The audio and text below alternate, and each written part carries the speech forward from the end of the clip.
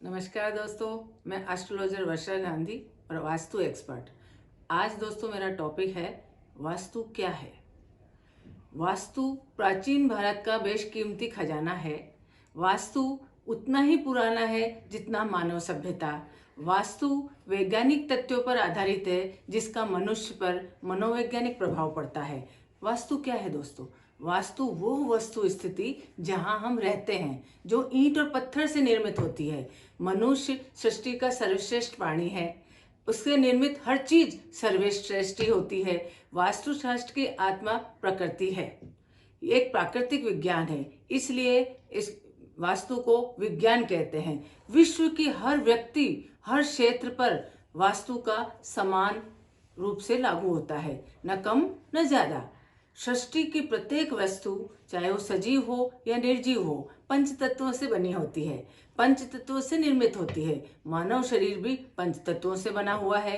मृत्यु के बाद भी हम पंच तत्वों में विलीन हो जाते हैं। पंच तत्व अग्नि, पृथ्वी, वायु, जल और आकाश। हमारा शरीर भी पंच तत्वों से बना हुआ है और पंच तत्वों से ही संतुलित किया जाता है।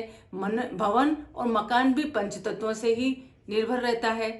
हमारे शरीर की 70% पानी की मात्रा है। उसी तरह से भवन के अंदर भी 70% ही पानी की आवश्यकता पड़ती है।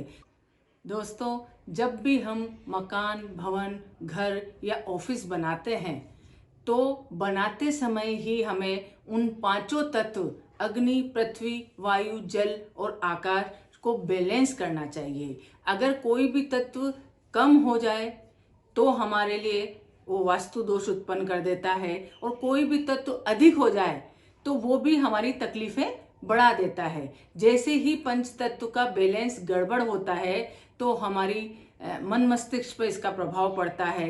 हमारी प्राण शक्ति कमजोर हो जाती है, हमारी कार्य क्षमता कम हो जाती है, वातावरण अशांत हो जाता है, हम असहज हो जाते हैं और हमारी मुश्किलें बढ़ जाती है। प्राचीन काल से ही वेद और शास्त्रों में भी पंच तत्व के संतुलन को सर्वाधिक महत्व दिया गया है। लोग शांत और तनाव रहित और संतुष्ट रहते थे। क्यों? क्योंकि 100 साल पहले के आप मकान याद कीजिए, दादी नानी के जमाने के मकान याद कीजिए। मकान में पांचों तत्व को बहुत ही अच्छे से समावेश होता था। घर के बीच में एक आंगन होता था जहाँ पे सारे मांगलिक कार्यक्रम होते थे, जहाँ से स्काई एलिमेंट, आकाश तत्व दिखता था। आज वो स्काई एलिमेंट तो हमारे बीच में ऐसे बिल्कुल ही खत्म हो चुका है। जैसे ही हमने स्काई एलिमेंट को खत्म किया दोस्तों, हमारे घर में डिप्रेशन, तनाव, तकलीफें बढ़ गई है। इसी तरह से ऊर्जा का स्रोत, अग्नि का स्रोत हमारे बीच में सूर्य है। जिस घर में सूर्य प्रकाश न आए वो घर वास्तु के हिसाब से बिल्कुल ठीक नहीं होता है, क्योंकि वहाँ अग्नि तत्व की कमी हो जाती है, पॉजिटिव एनर्जी कम हो जाती है। वहाँ जब भी हमारे घरों में पॉजिटिव एनर्जी कम होगी, प्राकृतिक रूप से पांच तत्वों में कुछ ना कुछ गड़बड़ होगा, हमारे हेल्थ पर, हमारे मन पर, हमारे मस्तिष्क पे सीधा उसका प्रभाव पड़ता है।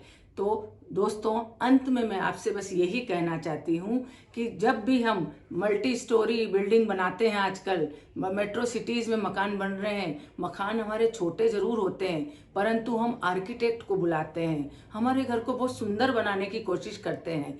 घर सुंदर बनने से उसमें सुखी नहीं रह सकते आप जब तक कि उसमें पांच तत्वों का समावेश करके उन पांच तत्वों को बैलेंस नहीं करेंगे। आप घर के अंदर रहकर भी खुशहाल और सुख और समृद्धि नहीं पा सकते। इसलिए दोस्तों, पॉजिटिव एनर्जी बढ़ाने के लिए पांच तत्वों को वास्तु द्वारा बैलेंस करें और अपने जीवन की खुशियां बढ़ाएं। नमस्कार, धन्यवाद। आप मेरे यूट्यूब चैनल पर जाकर मेरे चैनल को सब्सक्राइब ज़रूर करें, लाइक करें, शेयर करें और बेल आइकॉन दबा के अगले वीडियो का इंतज़ार करें। धन्यवाद दोस्तों।